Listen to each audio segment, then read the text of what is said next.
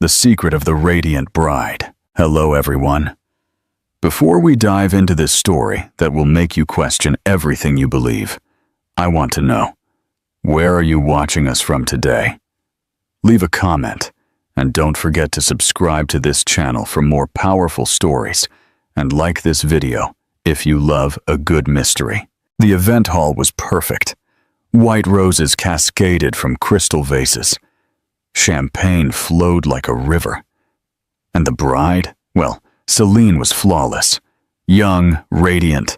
She looked exultant next to Dominic Vargas, a successful businessman who couldn't stop smiling at his stunning new wife. But in a corner of the ballroom, watching in silence from her wheelchair, sat Sara Fuentes, Dominic's ex-wife. Their divorce had been finalized just hours before this sumptuous ceremony. What disconcerted the few guests who noticed her wasn't her presence, but her expression. Sara wasn't crying. She wasn't angry. She was smiling, a quiet, knowing smile that suggested she was the only one in the room who understood what was really happening. A history of success and premonitions. 3 years ago, Sara Fuentes stood at a podium in a crowded bookstore, reading the final passage from her latest suspense novel, Shadows of Deceit. The audience hung on her every word, mesmerized by her storytelling ability. In the front row, Dominic, her husband of 8 years, watched with obvious pride as his wife captivated the room. You see, the most dangerous predators aren't the ones who threaten you openly, Sara read from the final page. They're the ones who make you feel safe, right up until the moment they strike. The crowd erupted in applause as she closed the book. Later, as they drove home in their luxury sedan, Dominic leaned over to squeeze her hand. "You know what amazes me about you," he said, his eyes briefly leaving the road to meet hers. "The depth with which you understand human nature. The way you peel back the layers of deception in your books. It's as if you can see right through people." Sara laughed. "Perhaps that's why you've never tried to hide anything from me." "Nothing to hide," he replied with a smile. "Besides, in the end, you'd find out. You always do." Their home was a showcase of their success. A beautiful colonial house in an exclusive Manhattan neighborhood, filled with art they had collected together, photographs from their travels, and an entire wall of bookshelves that displayed Sara's novels in multiple languages. In Dominic's study, he kept a framed copy of her first book's cover next to photos of them on their wedding day. Sara's writing studio overlooked the manicured garden. Here, she crafted the psychological thrillers that had earned her both critical acclaim and commercial success. Her stories often explored betrayal, moral ambiguity, and the capacity of ordinary people to commit extraordinary sins when pressed by circumstance or desire. "You write about so much darkness," her friends would sometimes say, "but your life is so perfect." And indeed, it seemed perfect. Dominic's investment firm was thriving. Sara's latest book contract had come with a substantial advance. They hosted dinner parties where guests stayed until midnight, reluctant to leave the warm atmosphere of their home. They discussed starting a family, though both had been so focused on their careers that they had postponed parenthood until their late 30s. The twist of fate. Then came the rainy Tuesday that changed everything. Sara was driving home from a meeting with her publisher. The roads were slick with rain. Later, she would only remember fragments, headlights coming toward her. Too bright, too close. The sickening screech of metal, the world spinning. Then, darkness. She woke up in the hospital 3 days later to the sound of monitors and Dominic's voice, hoarse with worry, saying her name over and over. When the doctor explained her spinal cord injury, incomplete paraplegia, a medical term that translated to a life changed forever, Dominic squeezed her hand so tightly it hurt. "We'll get through this," he promised. the best specialists, the best rehabilitation, whatever it takes. For the first few weeks, his support was unyielding. He rearranged his schedule to be with her during physical therapy. He personally interviewed home care providers. He researched experimental treatments and adaptive technologies. At night, he slept in the uncomfortable chair beside her hospital bed, refusing to leave. But as weeks turned into months, as the reality of Sarah's condition became clearer, that she would likely never walk unassisted again, something shifted in Dominic. It was subtle at first. He began arriving at the hospital later, leaving earlier. He would take calls in the hallway, his voice dropping to a whisper. When Sarah would ask him about work, his answers became vague. "Just dealing with some difficult clients," he would say. "Nothing to worry about." When Sarah returned home, their house had been modified with ramps and wider doorways. Her writing studio had been moved to the ground floor.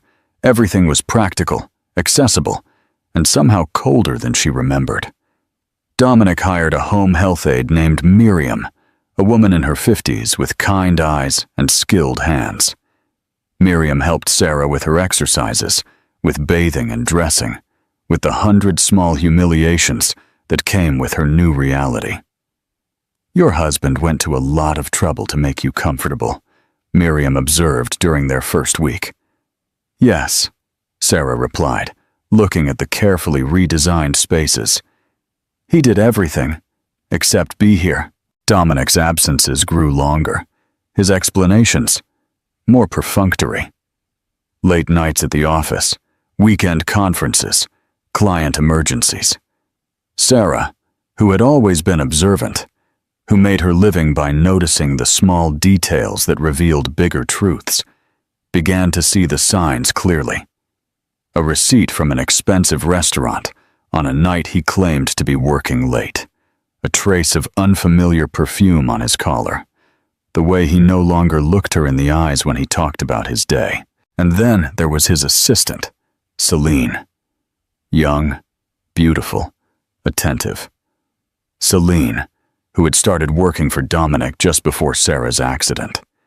Celine, who began calling the house with increasing frequency, her voice honey-sweet, as she explained that Mr. Vargas had left his phone at the office, or needed a particular file, or had asked her to consult with Mrs. Fuentes.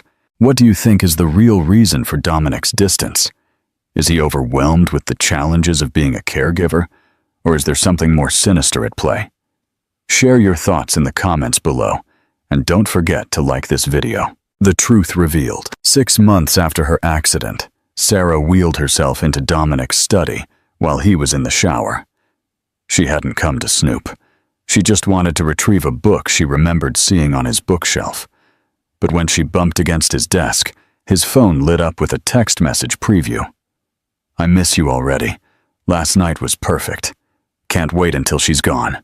Sarah sat very still, the phone screen dimming to black as she absorbed the impact of those few words. In that moment, something crystallized within her. Not just the knowledge of the betrayal, but a cold clarity about who her husband had become, or perhaps who he had always been, underneath the veneer of devotion. When Dominic emerged from the shower, she was waiting for him in the living room, his phone unlocked in her lap.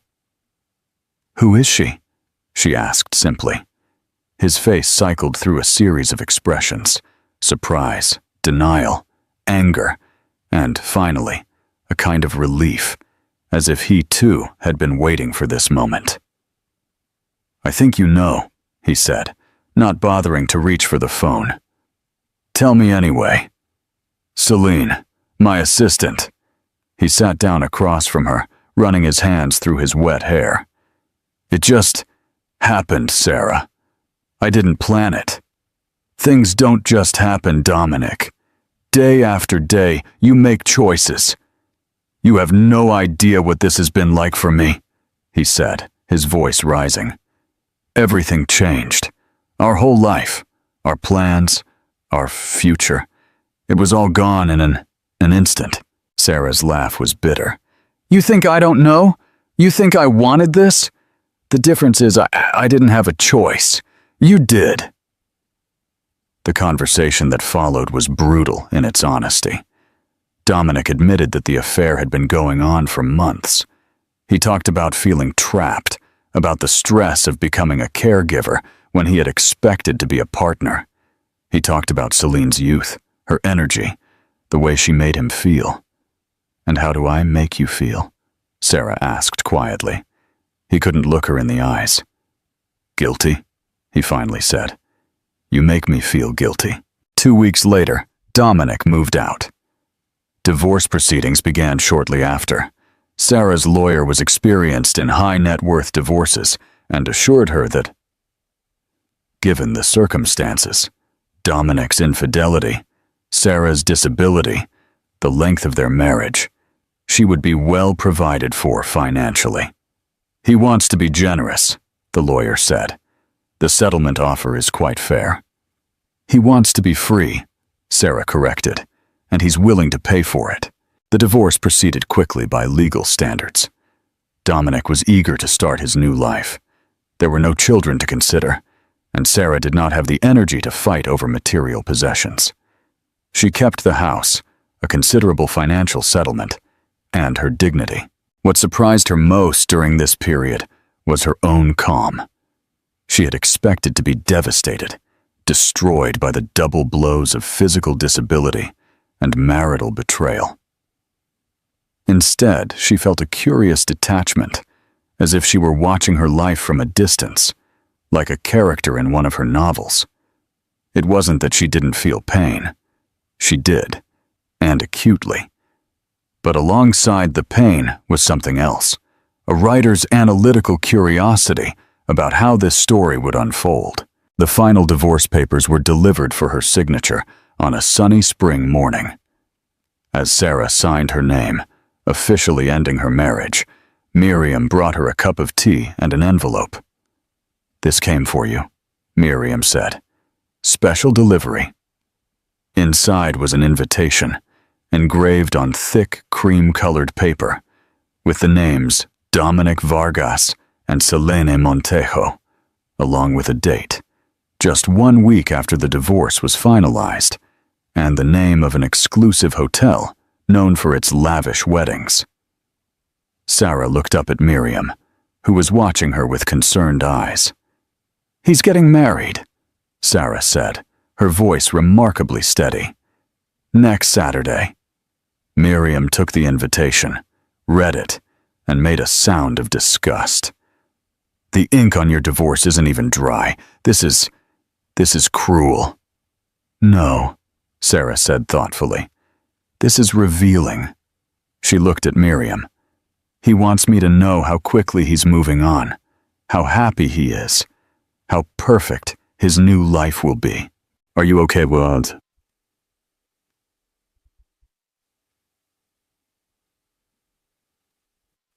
Sarah was silent for a long moment, her fingers tracing the engraved letters. "I'm going to go," she said finally. "To the wedding."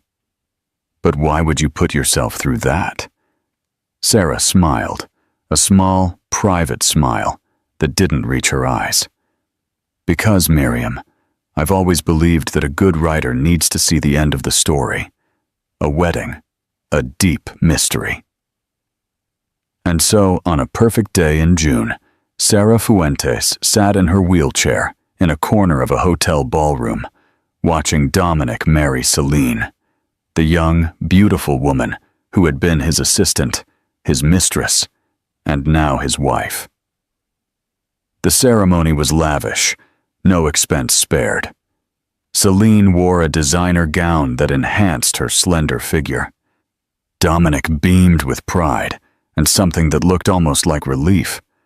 Only a handful of guests noticed Sarah's presence. Those who did exchanged awkward glances, wondering why the ex-wife would attend, wondering at the small smile that played on her lips as she watched the proceedings. What none of them knew, not the guests, not Dominic, not even the radiant bride, was that Sarah had recently discovered something that would change everything. A secret that would turn this perfect wedding day into the first chapter of a very different story than the one Dominic and Celine believed they were beginning. As the newlyweds shared their first dance, Sarah's smile deepened. In her mind, she was already writing the next chapter. What do you think Sarah discovered about Celine? And how will her presence at the wedding change the outcome of the story? Tell us your thoughts in the comments below. The revelation had come unexpectedly, 2 weeks before the divorce was finalized. Sarah had been working with Miriam on her physical therapy exercises, a grueling routine that left her exhausted but determined. As they finished, Miriam helped her back into her wheelchair and began tidying the exercise equipment. "You're making a lot of progress," Miriam said brightly. "Your upper body strength is so much better." Sarah wiped sweat from her brow. "It needs to be. I have to be more independent." "You will be. You're one of the most determined patients I've ever worked with." "I don't have much of a choice," Sarah said. "It's just me now." Miriam paused in her tidying. "Can I speak frankly, Mrs. Fuentes?" "Please call me Sarah. And yes, always. You've helped me bathe for the last 3 months. I think we're past the formalities." Miriam smiled briefly. Then she became serious. "That wedding invitation from your ex-husband. Why are you going? Most people would find that too painful." Sarah looked out the window for a long moment. "I need to see it," she said finally, "to make it real, to properly close that chapter." "And the woman he's marrying? Are you ready to see her too? Celine?" Sarah turned back to Miriam. "Yes, I need to see her too." Something flickered across Miriam's face, a brief hesitation, a shadow of unease. "What is it?" Sarah asked, her writer's instinct for human nuances immediately on alert. "Nothing. Just—" Miriam busied herself folding a towel. "I hope it gives you the closure you're looking for." But Sarah had caught that moment of hesitation. "Miriam," she said in a low voice, "is there something about Celine you're not telling me?" Miriam put down the towel and sighed. "I wasn't sure at first, and it's not my place to interfere in your personal affairs." "What weren't you sure about?" "When I met Miss Montejo, when she came here with Mr. Vargas, she seemed familiar. I couldn't place her at first." Sarah leaned forward in her wheelchair. "And now you can?" Miriam nodded slowly. "Before I worked for your home care agency, I worked at a private clinic in Miami. We cared for elderly patients, many of them quite wealthy. There was a woman there, Mrs. Eleanor Vidal, who had a companion, a young woman who helped her manage her affairs, who became like a granddaughter to her. And this companion resembled Celine? She didn't just resemble her. She was her bercer, although back then she went by the name Caroline Foster." Sarah felt a sudden chill. Her novelist's mind was already racing, seeing patterns, possibilities. "Tell me about this Caroline Foster, her relationship with Mrs. Vidal." "She was charming, attentive. Mrs. Vidal had no close family and grew to depend completely on Caroline. Over time, Caroline gained access to her accounts, her legal affairs. She isolated her from the few friends she had left." Miriam's face hardened. "And then, Mrs. Vidal changed her will, leaving everything to Caroline. Within a month, she died unexpectedly. The doctors called it natural causes. She was 87 after all. But some of us had our doubts." "What happened to Caroline? To Celine? After that?" "She inherited over $2 million and then disappeared. A few months later, there was an investigation.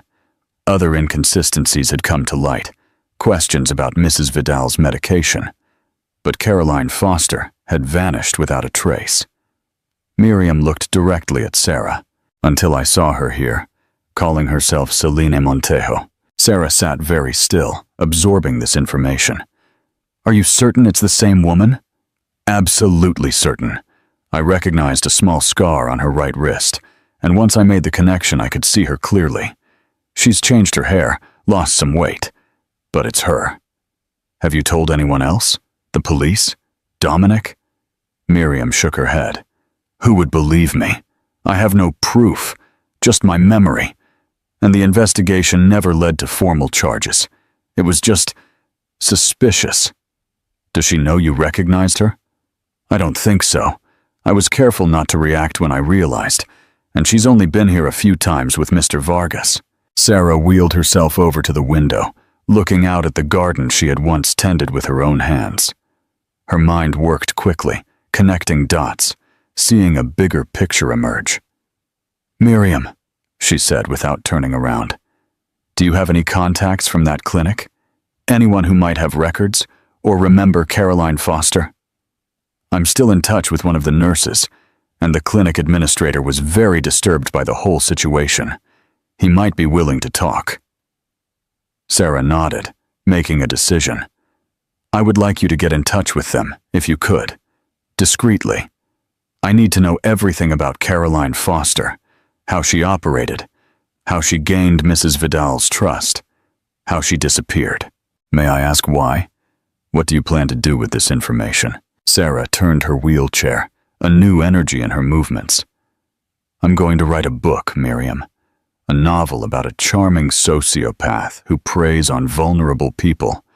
A psychological thriller about identity, deception, and justice. You're going to expose her? Not directly. I'm going to tell a story, a work of fiction inspired by real events. And I'm going to make it so convincing, so rich in specific details, that anyone who knows Celine, who knows Caroline, will start to see the similarities. A slow smile spread across Miriam's face. That's quite brilliant, Mrs. Fuentes. Please, it's Sarah. She wheeled herself to her writing desk, opening her laptop with renewed purpose. And I need to get to work. I have a wedding to attend, and a novel to write. What do you think of Miriam's loyalty and her decision to share this information with Sarah? And is using fiction a valid way to expose the truth? Share your thoughts in the comments below. The novel, The Truth. For the next few weeks, Sarah immersed herself in the investigation. Miriam connected her with former colleagues from the Miami clinic. Through them, Sarah learned more about Caroline Foster and her methods. Caroline had first appeared at the Marizul retirement community as a volunteer, reading to residents and helping with social activities. She had chosen Eleanor Vidal, a wealthy, childless widow who was still mentally lucid but physically frail.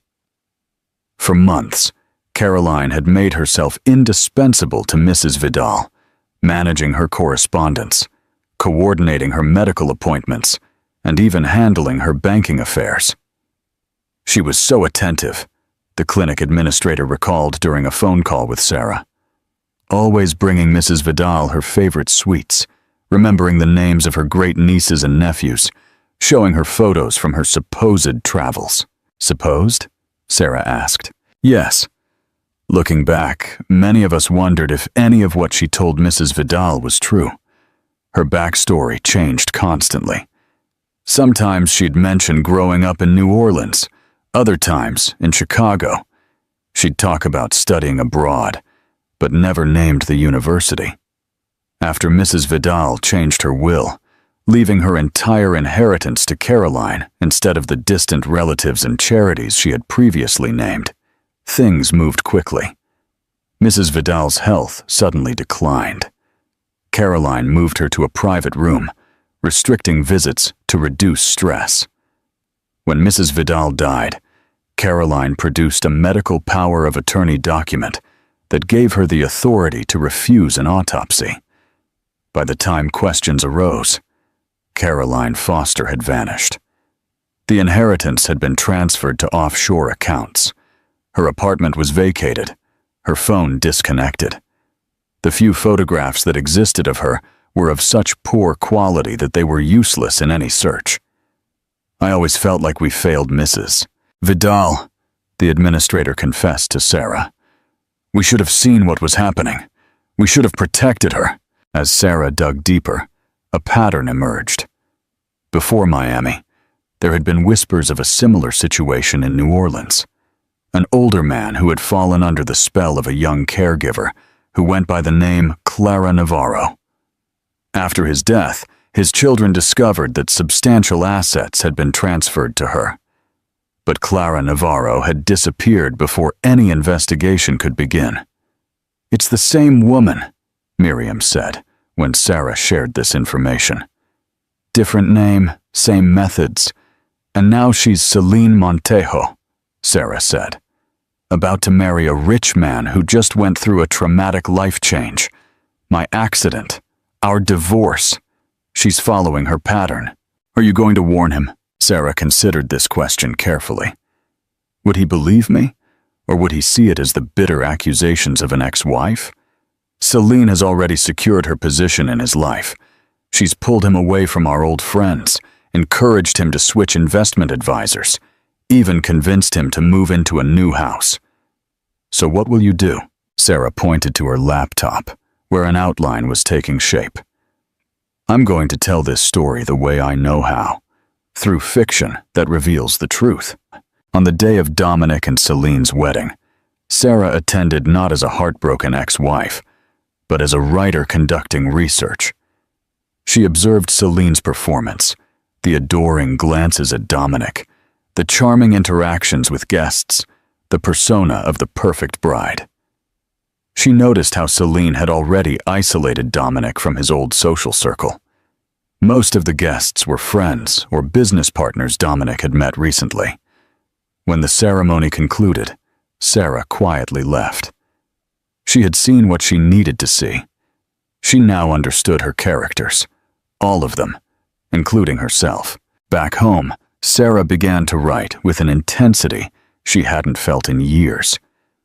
The novel, which she titled Veiled Intentions, centered on a character named Valeria, a con artist who assumed different identities to gain the trust of vulnerable individuals before disappearing with their assets.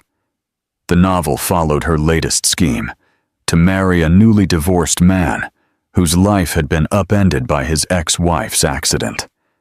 Sarah wrote with precision and psychological insight, drawing on her research into real-life con artists and sociopaths. She created Valeria not as a monster or a caricature, but as a complex predator, calculating yet occasionally vulnerable, ruthless, yet capable of faking deep emotions. Most importantly, she included specific, distinctive details that would be recognizable to anyone who knew Celine well. Her habit of twisting a lock of hair when she was concentrating, her collection of vintage perfume bottles, her claim to have studied art history in Paris, her aversion to seafood despite claiming to have grown up on the coast. As the manuscript took shape, Sarah shared chapters with her longtime editor, Helena, who immediately recognized the quality of the work. "This is your best writing yet," Helena told her during a video call. "It has an authenticity, a razor-sharp insight. Your accident hasn't diminished your talent, Sarah. If anything, it's given your work a new depth." "Pain can be clarifying," Sarah replied. "It strips away pretense. The publisher is going to be thrilled. You've been missed in the literary world. How fast can we move on this? I feel a certain urgency." Helena raised an eyebrow. "Is this story based on real events? It seems terribly specific." Sarah smiled faintly.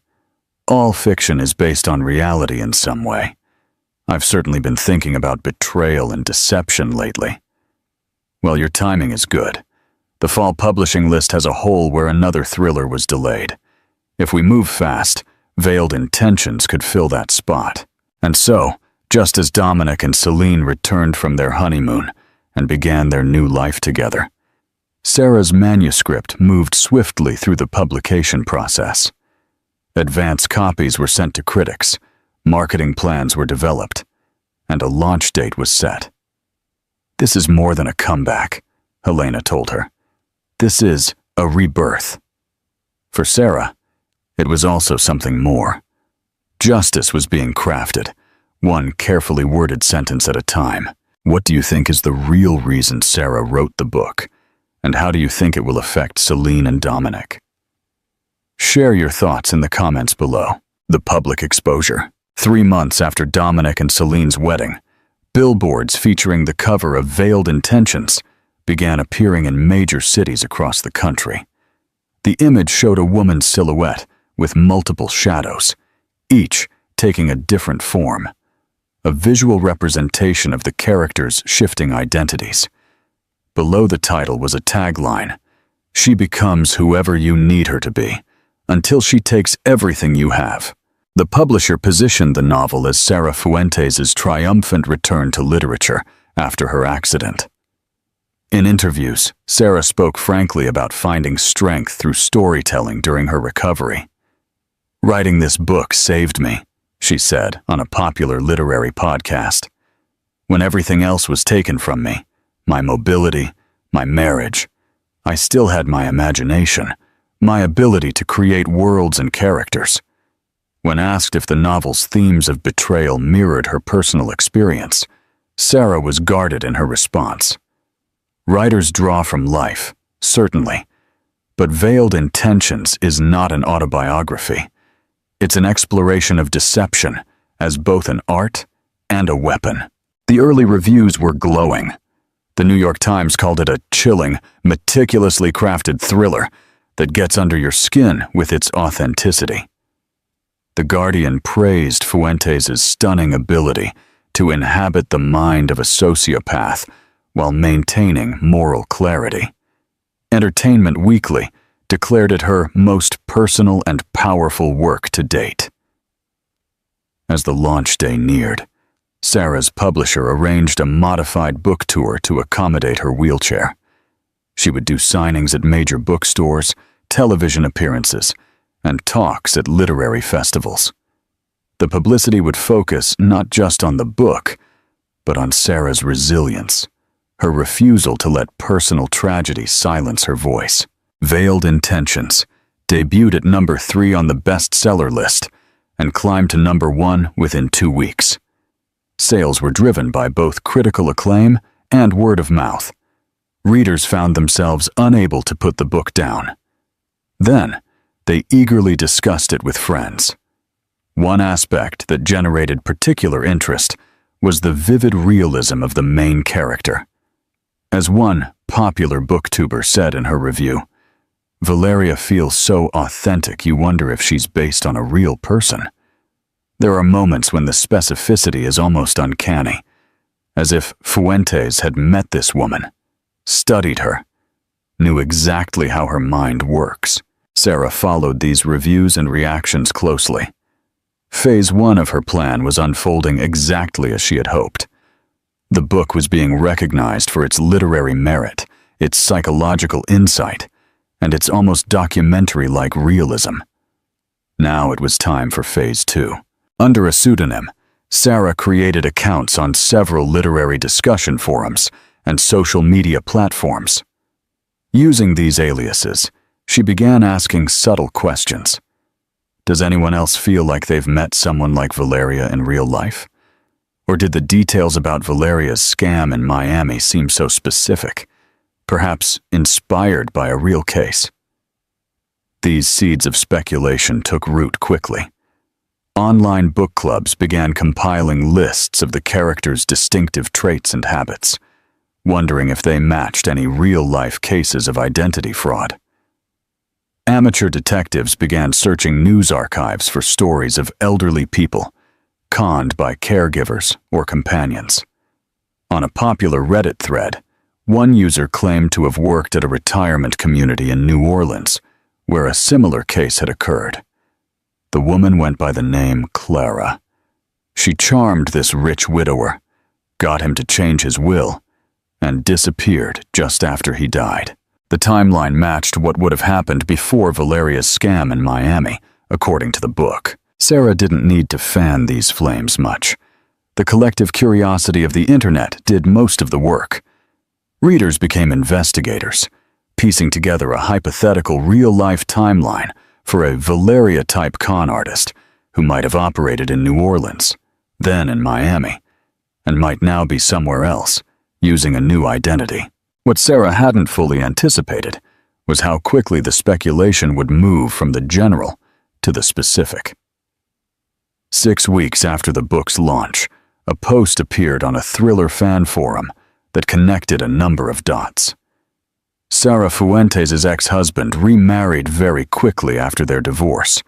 His new wife appeared in his life right after Fuentes' accident. In the book, Valeria targets a man whose life has been upended by his ex-wife's disability. Am I the only one who sees the parallel? This post was initially deleted by moderators for speculating on the author's personal life, but the idea had already been released into the wild. It resurfaced on Twitter, on Facebook groups, in the comments sections of book reviews.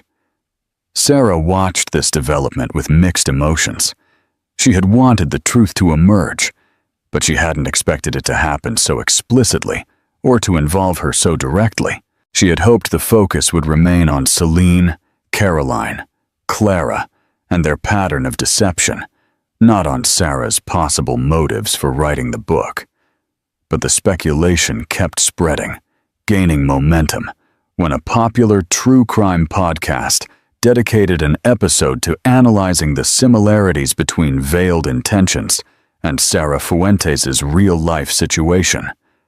The hosts stopped short of making accusations, framing their discussion as an exploration of how authors transform personal experience into fiction.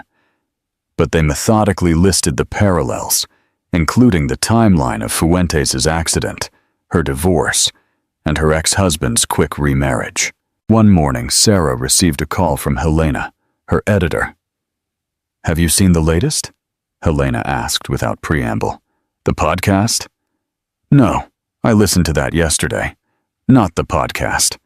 There's an article in The Atlantic that examines the ethics of using fiction to expose real people. You're not named specifically, but the reference is clear." Sarah sighed. "That was inevitable, I suppose." "Sarah," Helena said cautiously, "I need to ask you directly.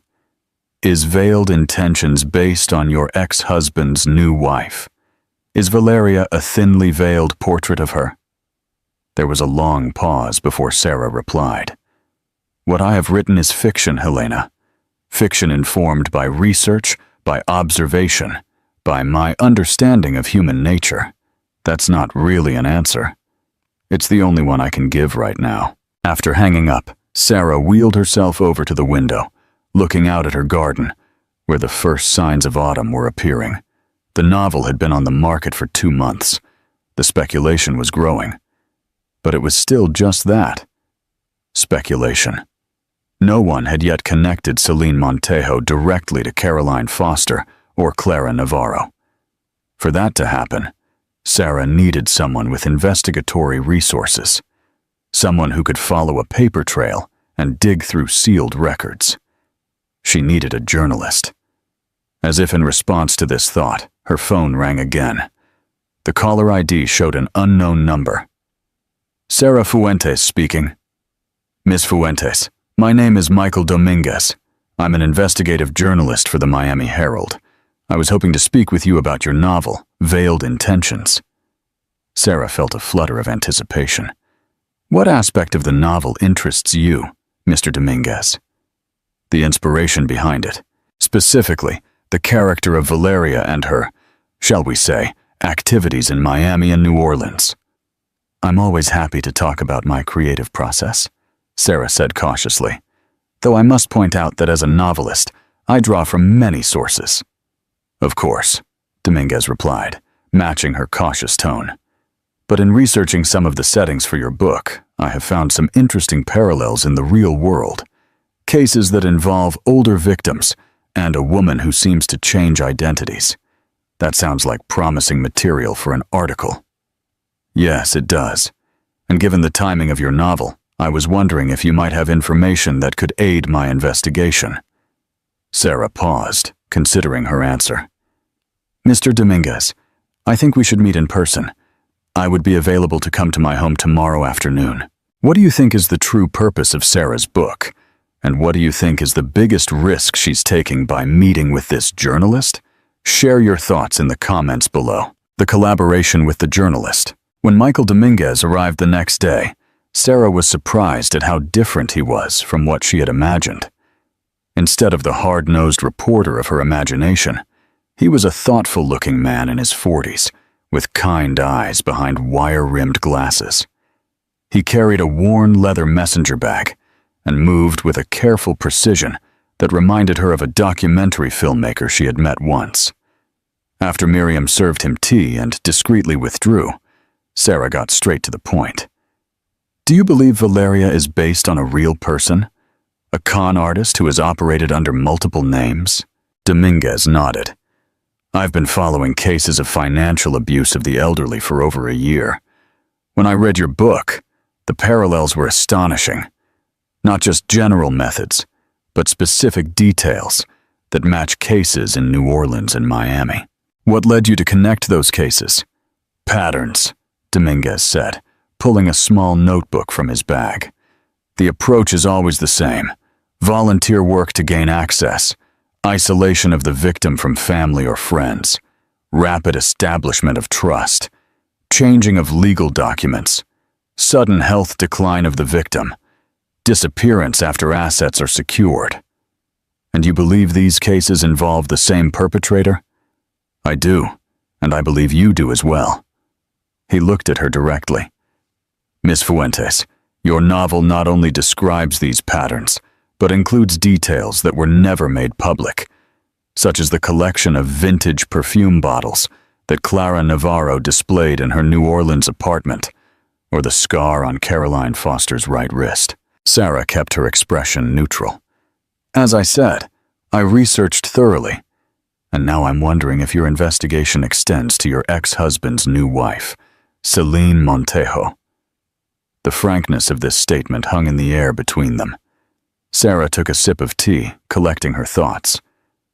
Mr. Dominguez, what are you investigating exactly? A novel or a crime? Both, potentially.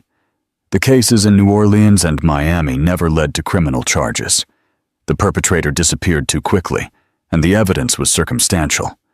But together, they suggest a pattern of predatory behavior that may be continuing. He leaned forward. Ms. Fuentes, if Celine Montejo is the same woman as Caroline Foster and Clara Navarro, your ex-husband could be in danger. Financial danger, certainly, Sarah said. Selena has already encouraged him to review his investment portfolio and to change his will. Dominguez's eyebrows shot up. You know this for a fact? Dominic's former investment advisor is an old family friend. He called me, concerned, when Dominic suddenly transferred his accounts elsewhere. As for the will, Sarah hesitated. Miriam overheard a phone conversation when Celine was here one day. Celine was setting up an appointment with an estate lawyer, mentioning Dominic's outdated will needing an immediate review. And you didn't warn your ex-husband? Would he have believed the concerns of a bitter ex-wife in a wheelchair? Dominic has made his choice. He chose Celine over me, over our history, over everything we built together. So, is the novel your warning? Your way of exposing her? Sarah looked out the window for a long moment. The novel is a work of fiction, Mr. Dominguez. What you do with your investigation is your business. But if you find evidence that connects Selena Montejo to these other identities, to these other cases, I would be very interested to know. Dominguez studied her. You're walking a very fine line here, Miss Fuentes.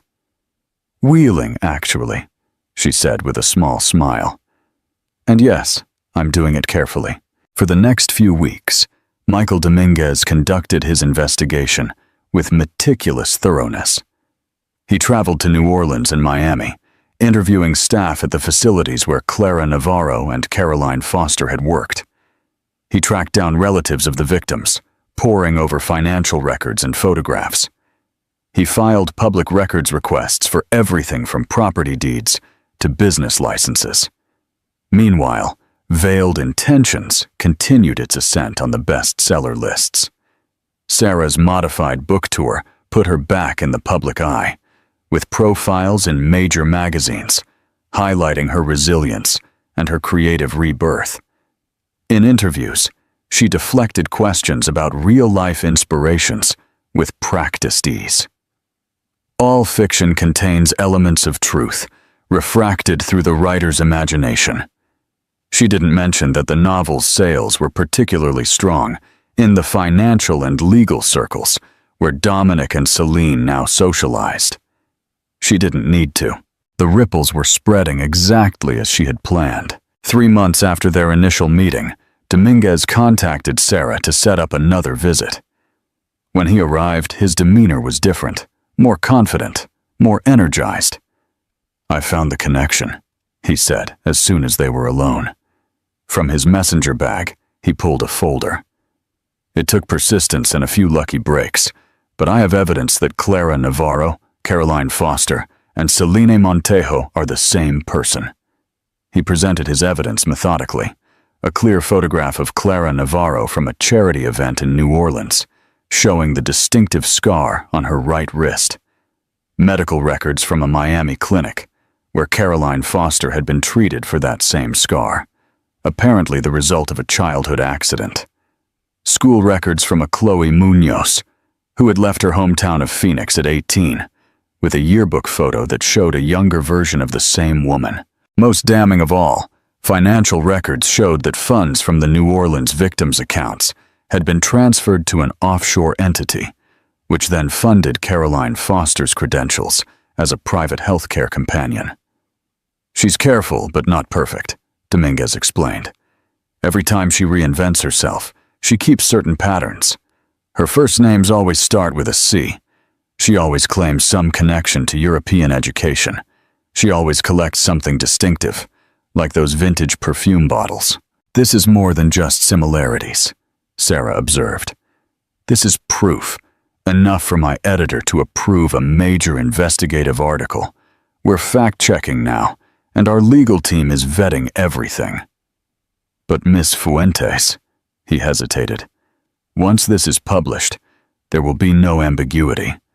Everyone will know that Valeria was not just inspired by Celine Montejo, but essentially is Celine Montejo. And they will know that you knew this when you wrote the book." Sarah nodded slowly. "I understand. When will the article run?" "Next Sunday, on the front page of the investigative section." He gathered his materials. "Is there anything you'd like to say officially about your knowledge of these connections?" "Only that, as a novelist, I observe, I research, I imagine. If reality and fiction sometimes converge, that is the mystery of creativity." As he prepared to leave, Dominguez paused at the door. "Miss Fuentes, what you have done here, using a novel to bring a predator to light, is unorthodox but effective. I just hope you are prepared for the fallout." "Mr. Dominguez," Sarah said, "when my husband left me for a woman half my age, a few months after I was paralyzed, I learned something important about fallout. Sometimes it reveals what was hidden. Sometimes it clears the air. What do you think of Sarah's methodical plan to use a novel to expose the truth? And how do you think Dominic will react to the news about his wife? Share your thoughts in the comments below. The fallout, the lawsuit, and the unraveling. Dominic's fallout from Michael Dominguez's exposure unfolded with the inevitable dramatic flair of a well-plotted thriller. Within days, authorities in both New Orleans and Miami announced they were reopening investigations into the deaths and financial exploitation of Celine's previous victims. Forensic financial experts began tracing the movement of funds through various shell corporations and offshore accounts. Celine herself disappeared immediately after the article's publication, a flight that only seemed to confirm her guilt.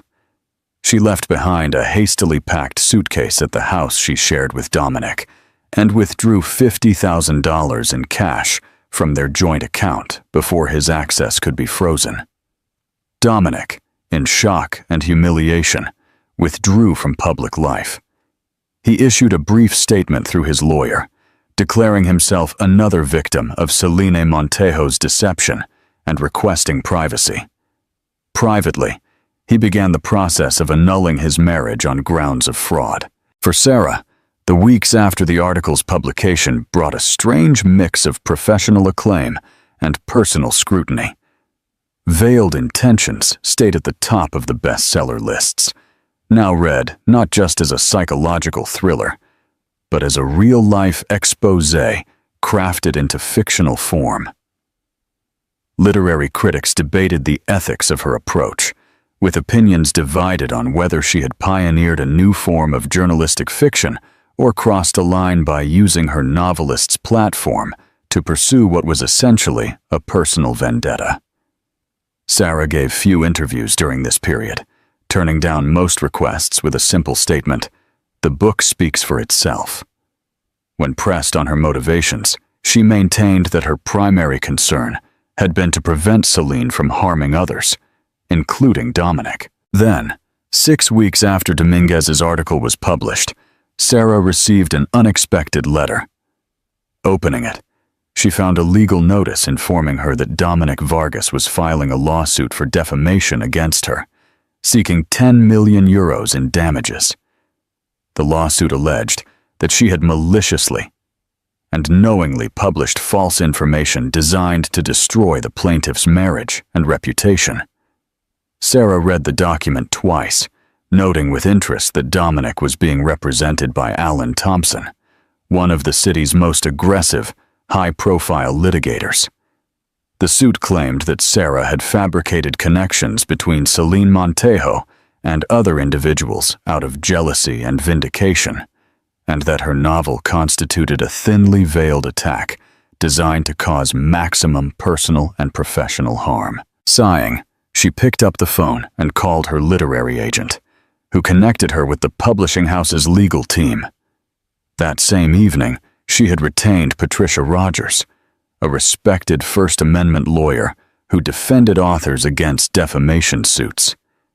"This is actually good news," Patricia told her during their first meeting. "Defamation requires falsehood. If what you wrote about or based on Selene is substantially true, that's an absolute defense. But the novel is fiction," Sarah pointed out. "I never claimed it was based on real people." Patricia smiled. "Fiction has always been a vehicle for truth, Miss Fuentes. And thanks to Mr. Dominguez's excellent investigative work, we have independent verification of the connections between Selene and her previous identities.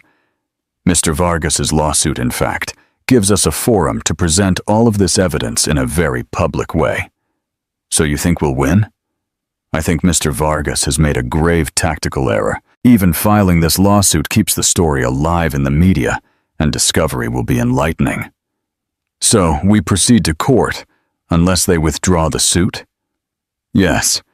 And given Mr. Thompson's reputation, that's unlikely. It would hurt his brand." The preliminary hearing was set for a Tuesday in early February. As Patricia had predicted, the courthouse was surrounded by media, entertainment reporters, as well as legal journalists, all drawn to the unusual intersection of literature, law, and personal drama. Sarah arrived early, accompanied by Miriam and Patricia. She had chosen her outfit with care, a simple but elegant navy blue dress, professional without being severe. As she wheeled her way to the courthouse entrance, cameras flashed and reporters shouted, "Miss Fuentes, do you regret using your novel to expose your ex-husband's wife?" "Sarah, did you write Veiled Intentions as an act of revenge?" "Miss Fuentes, how do you respond to accusations that you violated literary ethics?" Patricia shielded her from the worst of it, repeating, "No comment until after the hearing," as they made their way inside. In the courtroom, Sarah positioned her wheelchair at the defense table, looking straight ahead as Dominic and his legal team entered through a side door.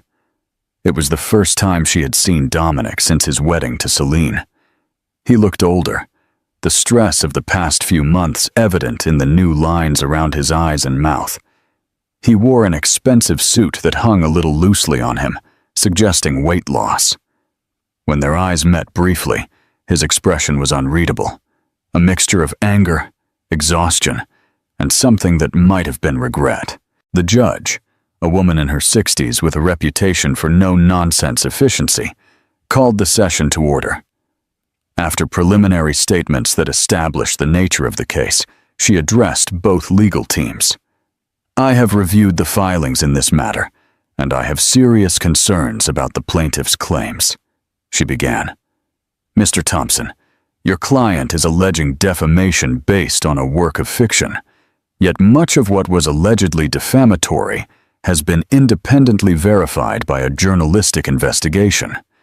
Can you clarify the specific falsehoods that you claim Ms. Fuentes published? Thompson stood. Your Honor, the issue is not whether there are similarities between Ms. Fuentes' fictional character and Miss Montejo. The issue is Ms. Fuentes' intent. She deliberately crafted this novel as a weapon designed to destroy my client's marriage and reputation. Intent is not an element of defamation, counsel. Truth is the defense. Are you arguing that Ms. Fuentes' characterization was false? We are arguing that it was malicious and calculated to cause harm, Thompson replied. The judge's expression suggested she was unimpressed. Ms. Rogers, your response. Patricia stood. Your Honor, Mr. Vargas's lawsuit fails on multiple grounds. First, Veiled Intentions is marketed and clearly understood to be fiction. Second, to the extent that the novel draws from real events, those events have been independently verified by Mr. Dominguez's investigative reporting. And third, there is a clear public interest in exposing a pattern of elder exploitation and fraud.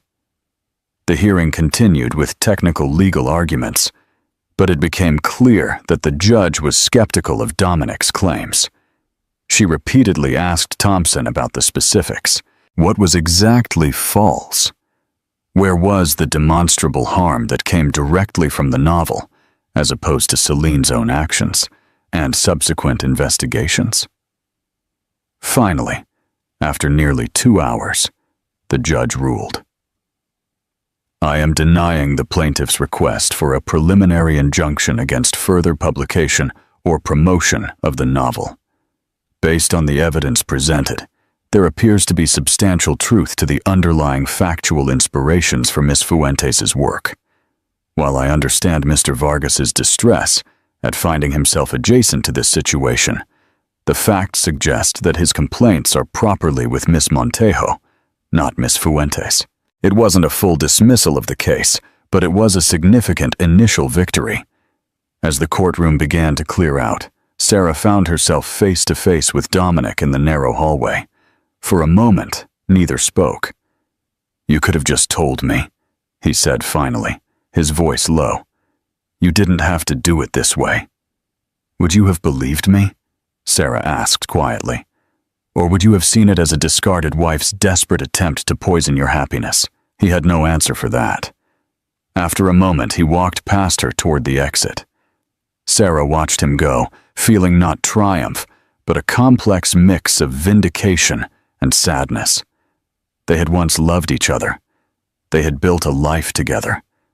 Now they were strangers meeting in a courtroom, the wreckage of their relationship entangled in legal arguments and public scrutiny. What do you think of the judge's ruling? And what do you think is the most painful thing for Dominic to accept right now? Share your thoughts in the comments below. Outside, the media were waiting. Patricia had prepared Sarah for this moment, helping her craft a brief statement that acknowledged the ruling without seeming triumphant. As cameras flashed and microphones were thrust at her, Sarah spoke with clarity and calm.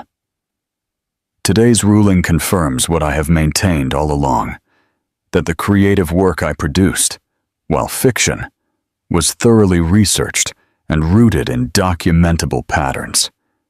My motivation was never to cause pain, but to prevent further harm.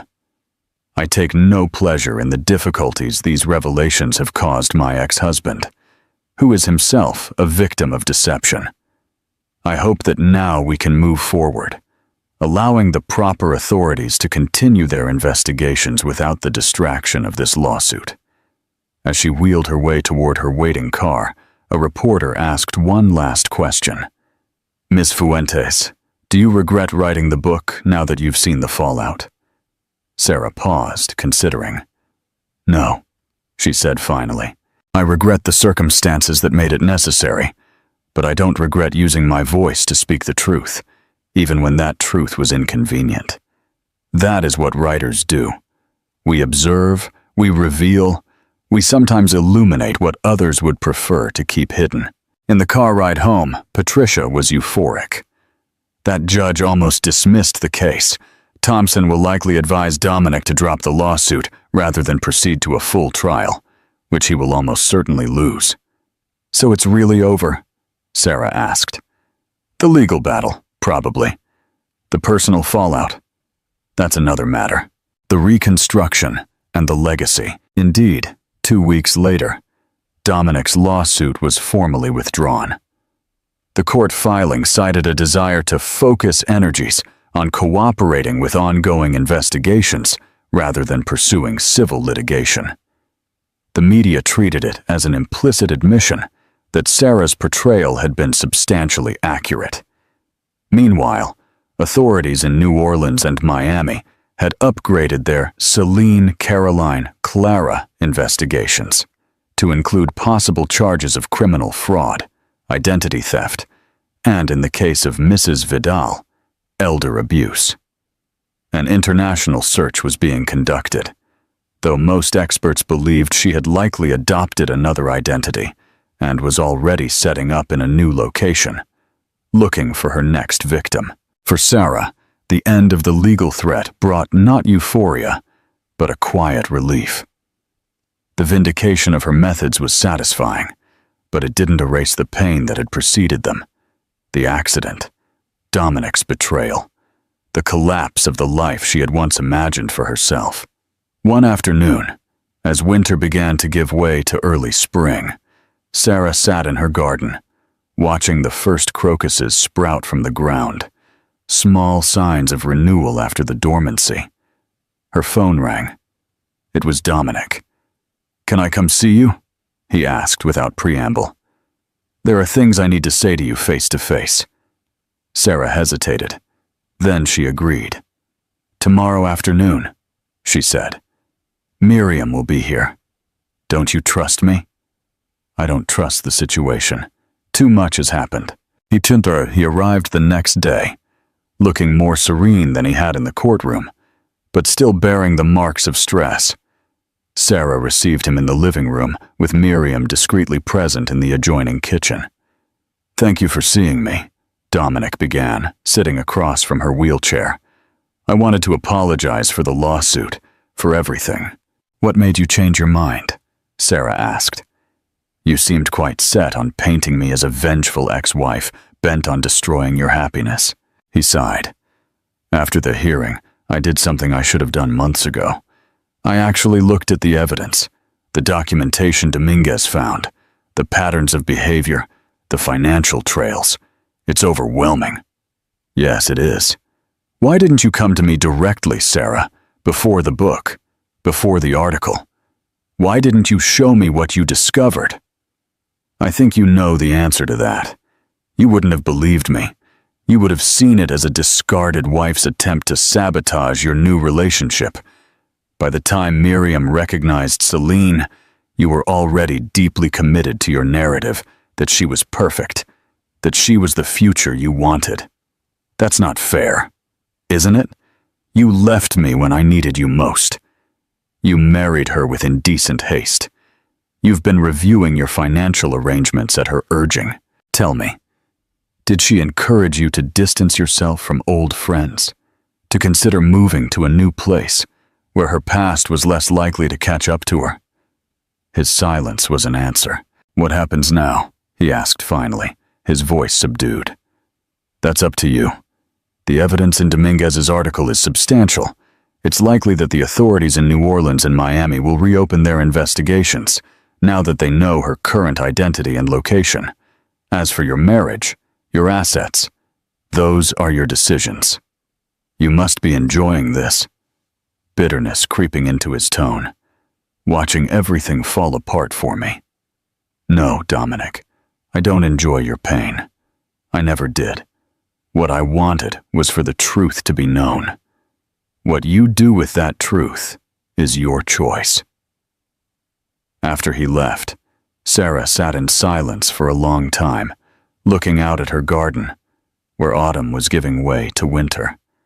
She felt no triumph or vindication, only a complex mixture of relief, sadness, and a strange sense of closure.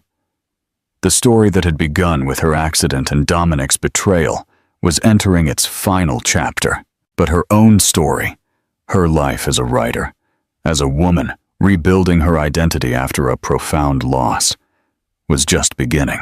A new volume. 2 years after the publication of Veiled Intentions, Sarah attended the premiere of the Netflix adaptation. She wore a custom-designed dress that accommodated her wheelchair while making her feel elegant and confident. The red carpet included a ramp, a small accommodation the producers had insisted on, without Sarah having to ask. Reporters shouted questions as she wheeled her way down the carpet. Most focused on the adaptation, but one asked about Celine, who had recently been extradited to face charges in Miami.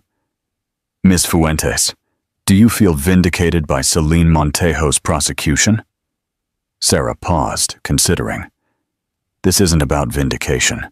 It's about accountability. Miss Montejo made choices that harmed vulnerable people. Those choices have consequences. That's not revenge. It's justice. But inside, before the screening began, Sarah found herself seated next to the actress who played her in the series, a talented woman who had spent months learning to authentically portray life with paraplegia. I hope I did justice to your story, the actress said earnestly. It's not just my story anymore, Sarah replied. It now belongs in part to everyone who sees it, to everyone who finds something of themselves in it. As the lights dimmed and the opening scenes began, Sarah felt a surprising sense of peace. The events portrayed on screen, her accident, Dominic's betrayal, her discovery of Celine's true nature, were no longer open wounds. They had been transformed, first through her writing, and now through this visual retelling, into a narrative with a meaning beyond personal pain. After the screening, at the reception, Sarah was approached by a young woman in a wheelchair, a journalist covering the event for a disability-focused publication. Your story has meant so much to our community, she said, not because you overcame disability, but because you refused to let it make you invisible. That was never an option for me, Sarah replied with a smile. I've always been too stubborn for invisibility. What's next for you? Another novel? Yes, and possibly a memoir, and some advocacy work through my foundation. No more revenge novels? The journalist asked with a knowing smile. Sarah laughed. I think I did enough damage with just one. Besides, revenge was never really the goal. The goal was the reclamation of my voice, my autonomy, my future. Later that night, in her hotel room, Sarah received a text message from Dominic with a photo attached. It showed Sarah's garden at home, where the early spring flowers were beginning to bloom. The text said, "Life goes on." And beautifully. Sarah smiled at the image. Yes, life went on, differently than planned, shaped by losses and obstacles she never anticipated, but with its own unexpected rewards. She had lost a husband, but found a deeper sense of self. She had lost mobility, but gained perspective. She had faced betrayal and emerged not bitter, but wiser, more authentic, more herself. The story that had begun with tragedy, with metal twisting on rain-slicked roads, with a husband's wandering eye, with paralysis and betrayal, had evolved into something rich and complex, and ultimately affirming. Not a happy ending, exactly, but her own ending, crafted with intention, with resilience, with the quiet strength that had been inside her all along, just waiting for circumstances difficult enough to bring it fully to the surface. What do you think is the most important lesson from Sarah's story? And what do you think is the real reason she chose to write a fictionalized account instead of a straightforward exposé? Share your thoughts in the comments below, and don't forget to like this video and subscribe to our channel for more amazing stories.